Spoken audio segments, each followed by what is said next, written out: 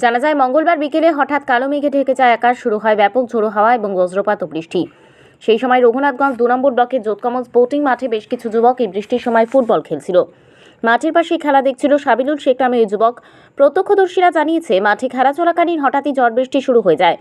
সেই সময় বজ্রপাত হয়। বজ্রপাতের ফলে জ্ঞান হারিয়ে মাটিতে লুটিয়ে পড়ে সাবিলুল শেখ। তড়িঘড়ি উদ্ধার করে তাকে জঙ্গিপুর মহকুমা হাসপাতালে নিয়ে যাওয়া হয়। সেখানে কর্তব্যরত চিকিৎসকরা মৃত বলে ঘোষণা করে। মৃত সাবিলুল শেখের বাড়ি রঘুনাথগঞ্জের মোহাম্মদপুরে।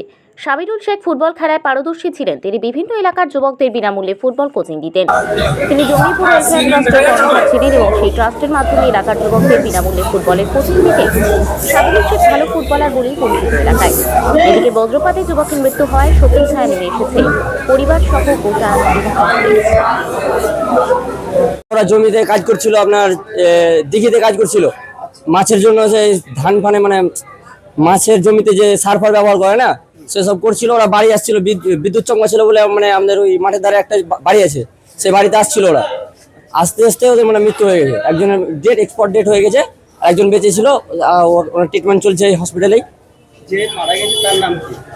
জয়ন্ত রায়, কোথায় বাড়ি ওর? মালদা। মালদা আপনার মেহেদিনগর। হ্যাঁ, এখানে মাছের যে মানে চাষ জমিতে যে কাজ হয় মাছের, সেগুলো করতে এসেছিল।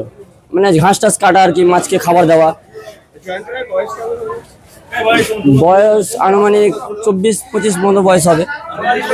হ্যাঁ, বাঘা পেড়ে যে বিল নেই, বাঘা বিলের মধ্যেখানে যে এখন দিঘিগুলো করেছে নতুন নতুন সব মাছের চাষ করার জন্য। হাসিম শেখ, ঘোরসালা।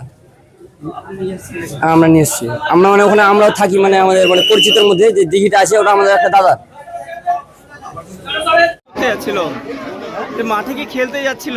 না, ও তো খেলা পাগল লোক, সবসময় মাঠেই থাকে। আজকে কি করতে? আজকে খেলা চলছিল মাঠে, সব প্লেয়ারে খেলছিল। ও সাইড দিয়ে ক্লাবে যাচ্ছিল যাতে ও না ভিজে, তার জন্য সেই সময় দিদিটা করেছে, ফোনে কথা বলছিল, হয়তো ওই কারণে হয়েছে। সাবিরুল তো একটা অ্যাসোসিয়েশন চালাই। হ্যাঁ, একটা পুরো কতগুলো প্লেয়ার ওর কাছ থেকে উঠে এসছে। এত ভালো ফুটবল প্রেমী ও।